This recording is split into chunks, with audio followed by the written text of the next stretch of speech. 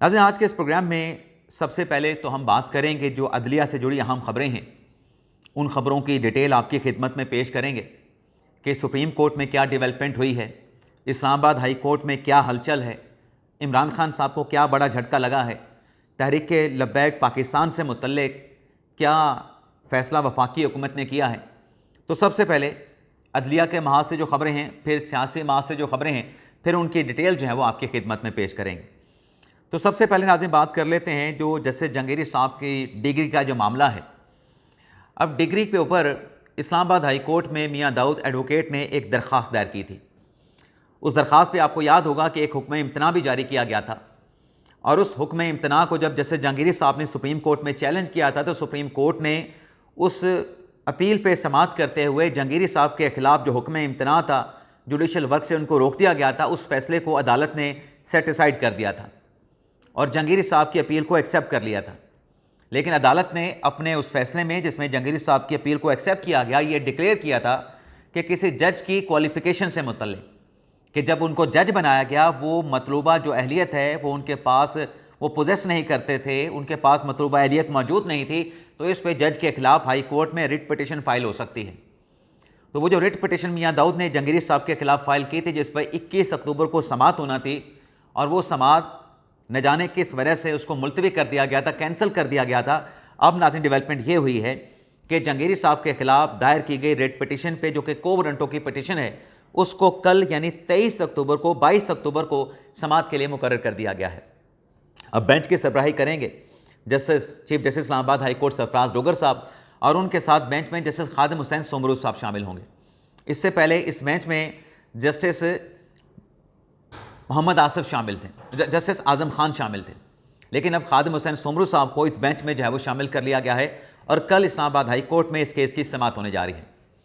और इसके साथ साथ नाज़रीन जो सुप्रीम जुडिशल काउंसिल का पीर के रोज़ अपना हफ्ते के रोज़ जो सुप्रीम कोर्ट में इजलास हुआ है, जिसमें इस्लामाबाद हाई कोर्ट के 2 जजेस के खिलाफ कार्रवाई का फैसला हुआ था, अब उसमें नाज़रीन डेवलपमेंट ये हुई है, खबर ये सामने आई है कि जो इस्लामाबाद हाई कोर्ट के 2 जजेस पे 7 कंप्लेंट्स थी, जिसमें सुप्रीम जुडिशल काउंसिल में उसका जायज़ा लिया गया। 7 में से 5 कंप्लेंट्स को जो है वो दाखिले दफ्तर कर दिया गया। 2 इस्लामाबाद हाई कोर्ट के जजेस के खिलाफ 2 कंप्लेंट्स पे कार्रवाई आगे बढ़ाने का फैसला किया गया। तो ये बात क्लियर नहीं हो रही थी कि वो 2 जजेस कौन हैं। उसमें नाम जो है वो मोहसिन अख्तर कियानी साहब का भी आ रहा था, उसमें नाम जो है जस्टिस सरदार इजाज़ इसाक का भी लिया जा रहा था, उसमें नाम जो है जस्टिस जहांगीर साहब का भी लिया जा रहा था। लेकिन अब चूँकि सुप्रीम जुडिशल काउंसिल के इस इजलास को 48 से 72 घंटे गुजर चुके हैं, तो ख़बर ये निकली है, असद मलिक साहब ने भी अपने व्लॉग में बात की है कि वो जो फर्दर कार्रवाई जजेस के खिलाफ कंप्लेंट पर बढ़ाने का जो फैसला किया गया है, वो कार्रवाई जस्टिस जहांगीर साहब और जस्टिस सरदार इजाज़ इसाक के खिलाफ जो है ये कार्रवाई करने का फैसला किया गया है। और सुप्रीम जुडिशल काउंसिल में जस्टिस मंसूर शाह और जस्टिस मुनीब अख्तर ने मुखालफत की थी कि दोनों जो रेफरेंस हैं, चाहे जहांगीर साहब के खिलाफ है चाहे सरदार इजाज़ इसाक के खिलाफ है, ये रेफरेंस नहीं बनते हैं, इन रेफरेंस को भी दाखिले दफ्तर कर दिया जाए।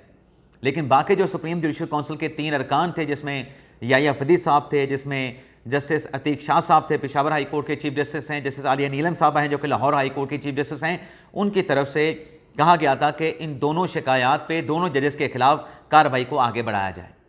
तो सुप्रीम कोर्ट से 2 जुड़ी खबरें तो नाज़रीन ये हैं।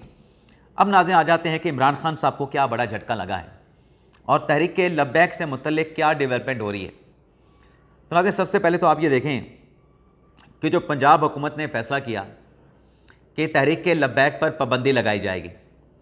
अब पाबंदी लगाने का जो अख्तियार है वो सूबाई हुकूमत का नहीं, कॉन्स्टिट्यूशन के मुताबिक किसी सियासी जमात को डिसबैंड करने का, तहलील करने का जो अख्तियार है वो वफाकी हुकूमत का है। अब पंजाब हुकूमत ने ये जो TLP पे पाबंदी का फ़ैसला किया है, ये बहुत बड़ा फ़ैसला है नाज़रीन। ये इसलिए बहुत बड़ा फ़ैसला है कि माजी में इमरान खान साहब ने भी फ़ैसला किया था, तहरीक इंसाफ ने भी फ़ैसला किया था तहरीक लब्बैक पर पाबंदी का। लेकिन इस फ़ैसले को इमरान खान साहब की जमात, इमरान खान साहब की हुकूमत पंजाब में भी थी, मरकज़ में भी थी और खैबर पख्तूनख्वा में भी थी, लेकिन इमरान खान साहब की हुकूमत अपने इस फैसले को पाया तकमील तक नहीं पहुंचा सके थे। फैसला करने के बाद पाबंदी का ये फ़ैसला तहरीक इंसाफ ने, इमरान खान साहब ने वापस ले लिया था। अब TLP के ख़िलाफ़ दोबारा ये फ़ैसला पंजाब हुकूमत ने किया है, मरीम नवाज़ ने किया है। लेकिन इस फैसले के हवाले से नाज़रीन वफाकी हुकूमत का मौक़िफ़ ये है कि जब ये रिकमेंडेशन, जब ये सिफारिश पंजाब हुकूमत करेगी तहरीक लब्बैक पर पाबंदी के हवाले से, तो वो रिकमेंडेशन जो रेफरेंस की सूरत में भिजवाई जाएंगी उसका वफाकी हुकूमत जायज़ा लेगी। और जायज़ा लेने के बाद अगर उसमें सब्सटेंस होता है, यानी पंजाब हुकूमत का जो मौक़िफ़ है कि ये सियासी जमात नहीं, ये पुरतशद्दुद एक जमात है और ये कानून और कॉन्स्टिट्यूशन को वायलेट करती है, मज़हब कार्ड खेला जाता है, लोगों को मज़हब के नाम पर उकसाया जाता है, अगर ये सारे शवाहिद वफाकी हुकूमत के ज़राए का कहना है कि उस रेफरेंस में मौजूद हुए, तो फिर उन शवाहिद की रोशनी में वफाकी हुकूमत अपना जो अख्तियार है उस अख्तियार को एक्सरसाइज करेगी और वफाकी हुकूमत TLP पर पाबंदी के हवाले से फ़र्दर कार्रवाई में जाएगी और पंजाब हुकूमत की उन रिकमेंडेशन को फिर मंतकी अंजाम तक पहुँचाया जाएगा, लेकिन डिपेंड करेगा कि शवाहिद क्या हैं। लेकिन वफाकी हुकूमत के ज़राए का नाज़रीन ये भी कहना है कि तहरीक लब्बैक जो कि एक मजहबी सियासी जमात है जिसे सियासत करनी चाहिए थी, उसने अपनी सियासत में जो तशद्दुद का एलिमेंट साबित किया है, ये उनके लिए नुकसानदेह जब साबित हो सकता है। लेकिन इसके साथ साथ नाज़रीन, इमरान खान साहब के लिए झटका क्या है? इमरान खान साहब के लिए झटका ये है कि जब TLP का जो लॉन्ग मार्च या काफ़िला जब मुरीदकी में मौजूद था और जब TLP के ख़िलाफ़ वहाँ पर शाहराएँ खाली करवाने के लिए क्रैकडाउन किया गया, ऑपरेशन किया गया और उस पर जो जानी माली नुकसान हुआ, सरकारी दादोशुमार के मुताबिक 6 अमवात हुई हैं, जिसमें पुलिस के लोग भी थे, जिसमें प्रोटेस्टर भी थे, जिसमें लोग ज़ख्मी भी हुए हैं। लेकिन सरकार का मौक़िफ़ ये है कि ये जो एहतजाज था, जो काफ़िला था, जो कि फ़लस्तीन के नाम पे निकाला गया था, ये पुरतशद्दुद था, ये पुरअमन नहीं था। और जब इनके साथ हमने मुज़ाकरात में इनको इंगेज किया, तो मुज़ाकरात में इन्होंने फ़लस्तीन से मुतल्लिक़ कोई मुतालबा नहीं रखा, बल्कि इनके जो मुतालबात थे बड़े ज़ाती नौइयत के थे। कुछ लोग जो कि मुख्तलिफ़ केसेस में गिरफ़्तार थे, उनकी रिहाई का मुतालबा किया गया, जो कि दहशतगर्दी के केसेस में ऑलरेडी जेल में या सज़ाओं में मौजूद थे, उनकी रिहाई का मुतालबा किया गया। तो इनका ये जो एहतजाज था वो नाम फ़लस्तीन और गज़ा का, लेकिन इनके अपने सियासी अज़ाइम थे। लेकिन इमरान खान साहब ने एक जो डिमांड की थी कि TLP के ख़िलाफ़ जो क्रैकडाउन किया गया है उसमें जो जानों का नुकसान हुआ है, खान साहब के एक्स अकाउंट से 400 का और 600 का फिगर बताया गया। उसमें नाज़रीन खान साहब ने कार्ड खेलने की कोशिश की और वो कार्ड खेला गया। वो कार्ड क्या था? TLP कार्ड क्या था? खान साहब ने अडयाला जेल से अहकामात अपनी पार्टी को जारी किए कि आप इस मामले पे जुडिशल कमीशन बना के इस मामले की तहकीकात की जाएं, आपने एहतजाज करना है, आपने इतवार के रोज़ TLP के लिए, TLP के जो लोग मारे गए हैं उनके लिए आपने प्रोटेस्ट करना है। और इस पर आपको याद होगा कि जो खैबर पख्तूनख्वा के वज़ीर आला हैं सोहेल अफरीदी साहब, उनकी तरफ से एक वीडियो स्टेटमेंट भी जारी किया गया था। लेकिन नाज़रीन, अब जो साद रिजवी साहब हैं, अनस रिजवी साहब हैं, TLP के जो सरबराह हैं, मंजर आम से गायब हैं, नहीं जानता कोई भी कि वो कहाँ पे हैं। तहरीक लब्बैक भी इस मामले से लाइमी का इजहार करती है।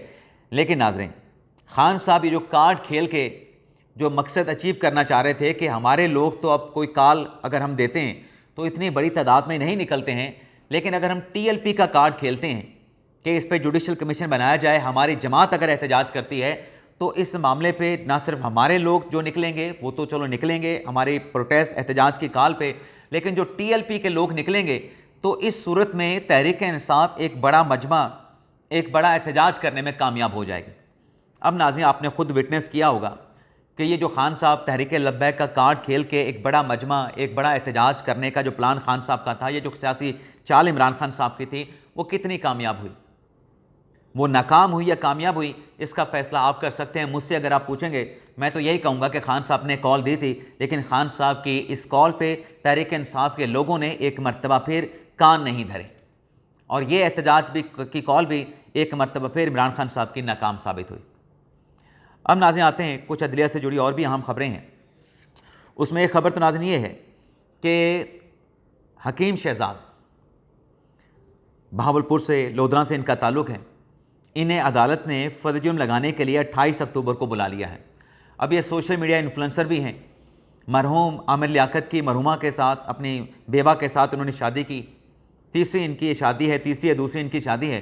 लेकिन इन पे इल्ज़ाम ये है कि अपने सोशल मीडिया अकाउंट का इस्तेमाल करके ये जो अद्वियात फ़रोख्त कर रहे थे, अद्वियात की फ़रोख्त का इनके पास कोई लाइसेंस नहीं था।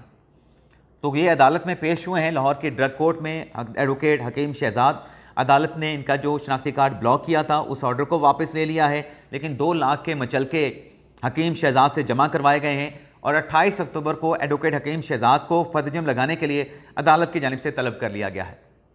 इसके साथ साथ नाज़रीन, सोशल मीडिया के एक और स्टार हैं डकी भाई, जिनके खिलाफ NCCA ने केस बनाया और केस बनाने के बाद उनके खिलाफ चालान जो है वो भी मुतल्लिका अदालत में जमा करवा दिया गया है। अब चूँकि NCCI ने, national cyber crime investigative agency ने डकी भाई के खिलाफ चालान जमा करवा दिया और चालान में उनकी जो अहलिया हैं अरूबा, उनका नाम भी मौजूद है, डकी भाई के मैनेजर का नाम भी मौजूद है। तो लाहौर की अदालत ने जो डकी भाई हैं उनकी ज़मानत नहीं हो सकी, अब अगली समात पे उनकी अहलिया को और उनके जो सोशल मीडिया के मैनेजर हैं उनको भी बुला लिया है। अब इन दोनों को बुलाने का मकसद क्या है? दोनों को बुलाने का नाज़रीन मतलब या मकसद ये है कि आइंदा समात पे जो चालान NCCI ने अदालत में जमा करवाया है मुल्ज़मान के ख़िलाफ़, उनकी जो नकूल हैं वो मुल्ज़मान को फराहम करके उनके ख़िलाफ़ जो फ़र्द-ए-जुर्म की कार्रवाई है, फ़र्द-ए-जुर्म की कार्रवाई के लिए तारीख़ जो है अदालत की जानिब से मुकर्रर की जाएगी। तो एक नाज़रीन ये भी डेवलपमेंट हुई है। इसके साथ साथ नाज़रीन, मरियम नवाज़ साहबा, जिनकी तरफ से सैलाब मुतासरीन की भरपूर मदद का ऐलान किया गया था, लेकिन कुछ हफ्ते गुजरने के बाद जो मुखालफिन हैं मरियम नवाज़ के, उनकी तरफ से मुतालबा किया गया कि क्या मरियम नवाज़ के सैलाब मुतासरीन की मदद करने के जो दावे थे सिर्फ़ ज़बानी वो स्टेटमेंट साबित हुए, ज़बानी बयानबाजी वो साबित हुए, तो कहाँ गया मरियम नवाज़ का वो दावा कि सैलाब मुतासरीन की वो मदद करेंगे? तो मरियम नवाज़ साहबा ने इसका जवाब अमली कदम से दिया है। अमली कदम से कैसे दिया है कि 27 जो पंजाब के अज़ला और 72 तहसीलें जो कि हालिया तारीख़ का बदतरीन सैलाब था जो इसमें मुतासर हुए थे, 4 करोड़ और 51 लाख लोगों का सर्वे हुआ है। और इसमें अब डेवलपमेंट ये हुई है कि मरियम नवाज़ ने जैसे ऐलान किया था, अपने उस ऐलान की रोशनी को अमली जामा पहनाते हुए जो इमदादी ATM कार्ड्स हैं सैलाब मुतासरीन में, वो इमदादी ATM कार्ड की जो तकसीम है, वो तकसीम का जो प्रोसेस है उसको शुरू कर दिया गया है। इसके साथ साथ नाज़रीन, जाते जाते खेल के मैदान से भी एक खबर आपके साथ शेयर कर लें। नाज़रीन, पाकिस्तान और अफ्रीका का दूसरा टेस्ट मैच जारी है और पाकिस्तान पहले टेस्ट में साउथ अफ्रीका को शिकस्त दे के सीरीज़ में 1-0 की बर्तरी हासिल कर चुका है। इसके बाद टेस्ट सीरीज़ के बाद पाकिस्तान और अफ्रीका के माबैन जो है वो ODI सीरीज़ भी होनी है और T20 सीरीज़ भी होनी है। 3 T20 खेले जाएंगे, 3 ODI खेले जाएंगे।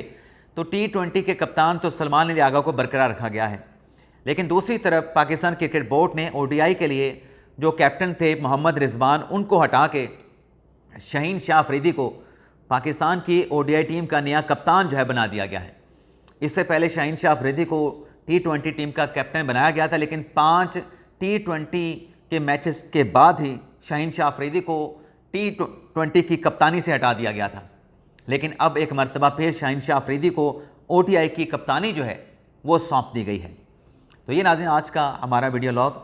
आपसे इजाज़त चाहते हैं। अल्लाह ताला हम सब का हामी नासर हो। अपनी दुआ में याद रखिएगा। अल्लाह हाफ़िज़।